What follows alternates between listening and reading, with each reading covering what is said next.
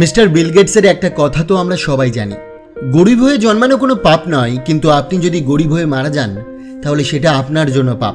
এই পৃথিবীতে সবাই ধনী হতে চায়, ঠিক তেমনি আপনি আমিও ধনী হতে চাই, কিন্তু আমরা বুঝবো কি করে আমরা ধনী হতে পারবো নাকি মাঝপথে থেমে যাব?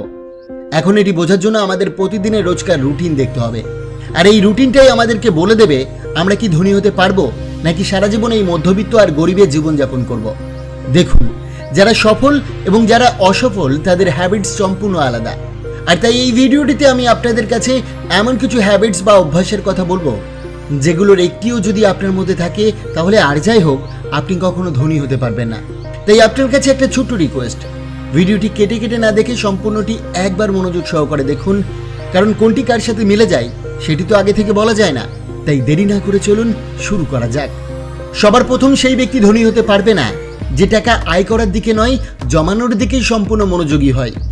এখন আপনাদের মনে একটা প্রশ্ন আসতে পারে, সবাই তো টাকা জমানোর কথাই ভাবে, আর টাকা জমিয়েই তো ধনী হয়, আর আপনি তার উল্টো বলছেন।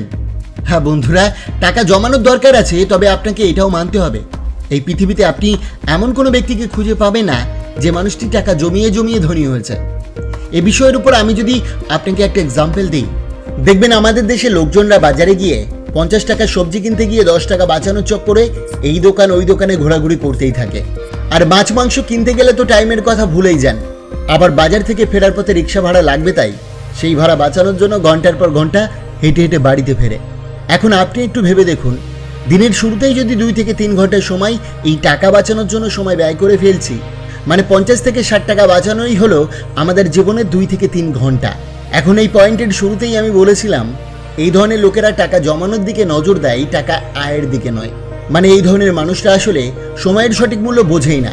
দেখুন, আপনার এই মূল্যবান সময়টুকু দিয়ে আপনি আরও ধনী হওয়ার চিন্তা করতে পারতেন, অন্য কোনো কাজের প্ল্যান করতে পারতেন, নতুন নতুন আইডিয়া খুঁজে পেতে সাহায্য হতো, কিন্তু আপনি তো সময়ের মূল্য বুঝলেনই না, আর এই কারণেই আপনি কখনো ধনী হতে পারবেন না।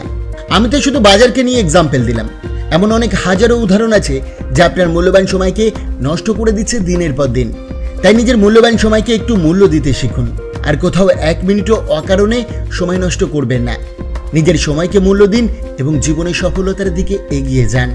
এরপর দ্বিতীয় সেই ব্যক্তি কখনো ধনী হতে পারবে না যে ব্যক্তি ফিক্সড ইনকামে খুশি থাকে।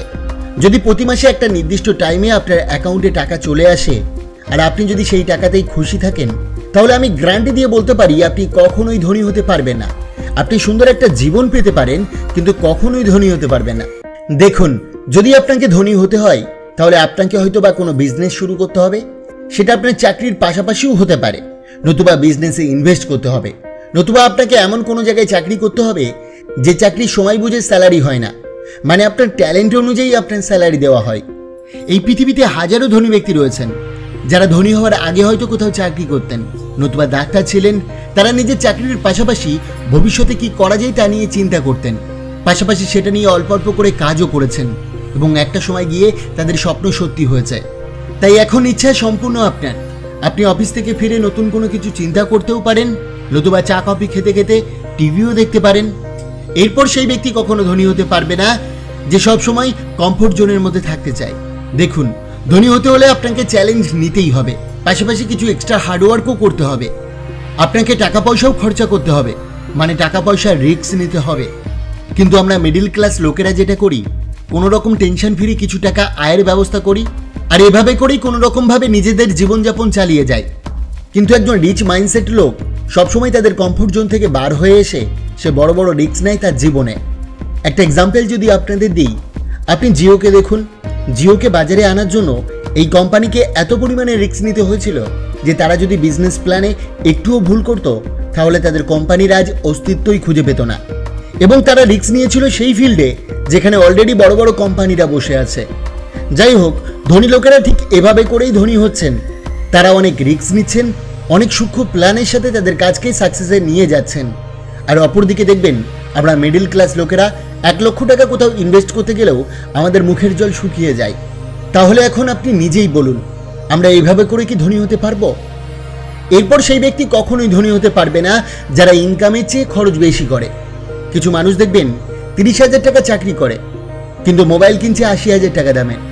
আবার যদি নতুন কোনো বাইক আসে বা নতুন কোনো গ্যাজেট আসলে সেটা তার লাগবেই, আবার দেখবেন এই ধরনের লোকেরাই দামি দামি রেস্টুরেন্টে খাবে, দামি দামি ড্রেস কিনবে, আর এই জন্য তার যদি প্রতি মাসে ধারও করতে হয় সেও সেটি করবে। কিন্তু মজার ব্যাপার হলো তাদের স্বপ্ন শুনলে আপনি আকাশ থেকে পড়বেন।